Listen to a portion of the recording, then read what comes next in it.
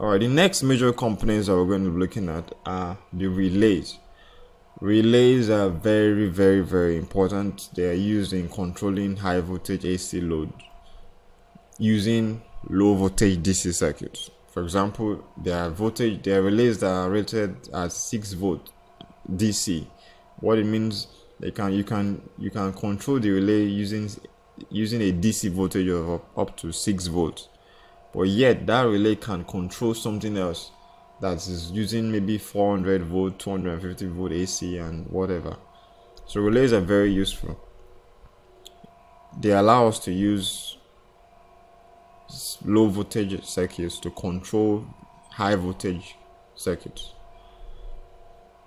So they are mainly used for automatic switching of power to AC loads, like I was trying to say earlier.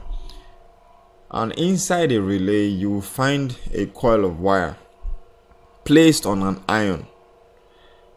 Remember from your elementary physics, when you place a coil of wire on an iron, what I mean by place, I mean you wind that coil of wire on a piece of iron. Once you energize that coil with a significant voltage, that combination of coil and iron will form a magnet. Actually, it's an electromagnet now, it's temporary, but it will have magnetic properties that can attract other metals to itself. And that is the principle by which the relays work. So you will also find a metal strip resting on one of the relay pins. So that when the relay coil is energized, it will attract that metal strip to itself, and the metal strip is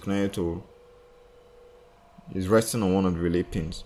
So we'll see how it really works later. So applying voltage to the coil on the iron creates an electromagnet that pulls the metal strip away from where it is resting. So which means the metal strip is actually resting somewhere on one of the pins, and then when you apply the voltage to the coil, the metal strip is pulled away from where it was resting to now go and rest on another new pin. And we're going to be seeing all that soon. Now here is what I was talking about. This is a standard relay with 5 pins. Pin 1, 2, 3, 4, 5. Forget the number of the pins. First of all, just look at it. This is the coil. This is the coil of the relay. The coil is usually a long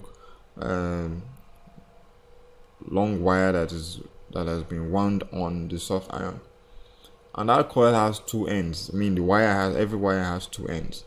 So these are the 2 ends of the wire. So 2 of the relay pins are used to energize the coil.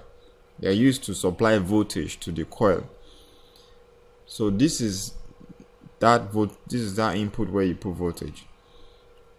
Now these are the remaining 3 pins, and you need to take note of how these pins work. This common pin is the one that is connected to the metal strip itself, because metal is a conductor. So the metal strip itself is connected to one of the relay pins, and that pin is called the common pin. It is called the common because it is common to both pin 2 and 3 here. It's common to both the normally closed pin and the normally open pin. The normally closed pin simply means that at the normal state, when the relay is at rest, when the relay is not energized, when you just pick it up, you've not connected any voltage to the coil, that common pin is always going to be resting on the normally closed pin. So it is normally closed with the common. A switch can either be closed or open. So in this case, this NC pin is normally closed with the common by default. But once the relay is energized, this metal strip will be attracted to pin 3. This coil is going to attract this metal strip to pin 3. This relay is not properly drawn. This coil is supposed to actually be somewhere here so that it can pull this thing down to pin 3. So when that happens, the metal strip will leave the normally closed and then go and rest on the normally open pin.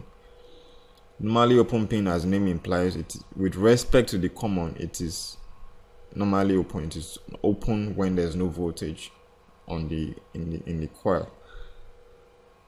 So at the end of the day, you find out that when you energize the coil, this metal strip comes to rest on pin 3 and leaves pin 2. So if peradventure you have connected a circuit that will come alive once these two plates closes, once these two contacts are joined together, then that circuit will come on. It could be a security light, it could be a pump, it could be whatever. It will come on once this metal strip rests on this place. And once the coil is de-energized, once the voltage is taken off, the metal strip will return back to its state of rest. These are relays. This is a 12 volt DC relay. As you can tell by the markings. This is a 12 volt DC relay, as you can tell by the markings. And the coil is 12 volt DC. So if you connect 12 volt to the coil, you will get the relay will come on. And when the relay comes on, it connects and disconnects at the same time. It connects the normally open to the common, and it connects and disconnects the normally closed from the common. So this relay already has its 3 major pins ready for you to use, while the coil pins are here and the 3 major pins are here. So if you want to solder it directly to the board, you can use this side only. And you can also solder these 2 points to the board, and then you can solder these 2 points to the board, and at the same time use these 3 points. Take them with wires from here for your application. This is another kind of relay. They all have 5 pins. Both of them, they all have 5 pins, as you can see. This is also a DC 12 volt relay. As you can see, if you look closely, you will notice that the metal strip, which is this golden plate here, is currently resting on one of the pins. It's resting on one side, and there's a space. I don't know if you can see it clearly. There's a space there between the strip and another pin. So the pin that it is currently resting on is the normally closed pin, while the pin that it's not touching right now is a normally open pin. It is open. But once you energize the relay coil, this strip moves, it leaves the normally closed and goes to rest on the normally open, and then the normally closed becomes separated away from the metal strip. So the relays have many applications: security lights, and controlling. If you want to use a microcontroller to drive an AC load, you need a relay. You will need a relay at one point. This relay is not as powerful as this one. This one can control very heavy loads. This one can control a submersible pump, just this one. And this one can control a 3000 watt security light. So, but this one can't control such heavy loads, but it is really powerful as well.